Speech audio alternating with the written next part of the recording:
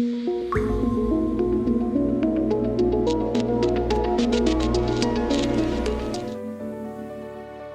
picture really is worth 1,000 words. It all started with a simple question: can I paint your portrait?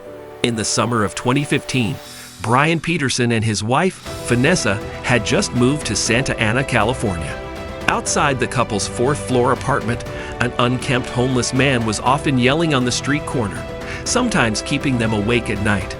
Peterson, 28, would pass the guy on his way to his job as a car designer at Kia Motors. But they never spoke. What could they possibly have in common? One day, Peterson was relaxing in his living room, reading the book Love Does, about the power of love in action, when his quiet was disturbed by the homeless man. Inspired by the book's compassionate message, Peterson made an unexpected decision. He was going to go outside and introduce himself. In that first conversation, Peterson learned that the man's name was Matt Ferris. He'd moved to Southern California from Kentucky to pursue a career in music, but he soon fell on hard times and ended up living on the street for more than a decade. It was the weirdest thing to me, Peterson recalled later on the podcast Top Artist. I saw beauty on the face of a man who hadn't shaved in probably a year, had overgrown fingernails, probably hadn't had a shower in close to a year. But his story, the life inside of him, inspired me. And even though Peterson, a graduate of the Cleveland Institute of Art, hadn't picked up a paintbrush in about 8 years, he found himself asking if he could paint Ferris's portrait. Ferris said yes.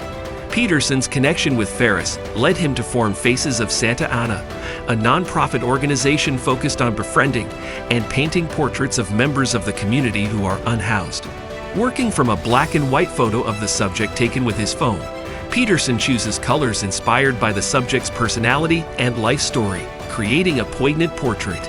He showed one man winning his battle with alcoholism, for example, by transitioning the colors from a somber blue to a brilliant scarlet.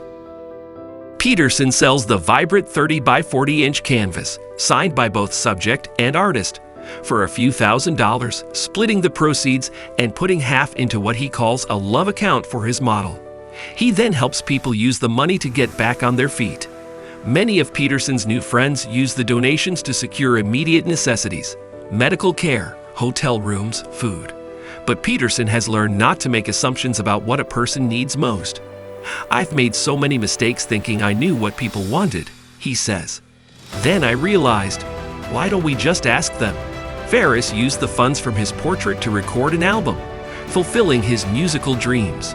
Another subject, Kimberly Sandoval, had never been able to financially support her daughter. She asked, "Can I use the money to pay my daughter's rent?" When the check was delivered, they both wept in my arms, Peterson recalls. In the 8 years since Faces of Santa Ana was established, Peterson, who now lives in Miami with his wife and children, has formed a new nonprofit called Faces of Mankind, a collective of artists who are creating portraits of people experiencing homelessness around the country.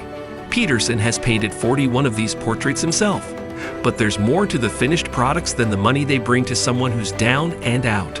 He's discovered that the buyers tend to connect to the story of the person in the painting, finding similarities and often friendship with someone they might have otherwise overlooked or stereotyped. People often tell me, I was the one that would cross the street. But I see homeless people differently now, Peterson says. I didn't know that would happen.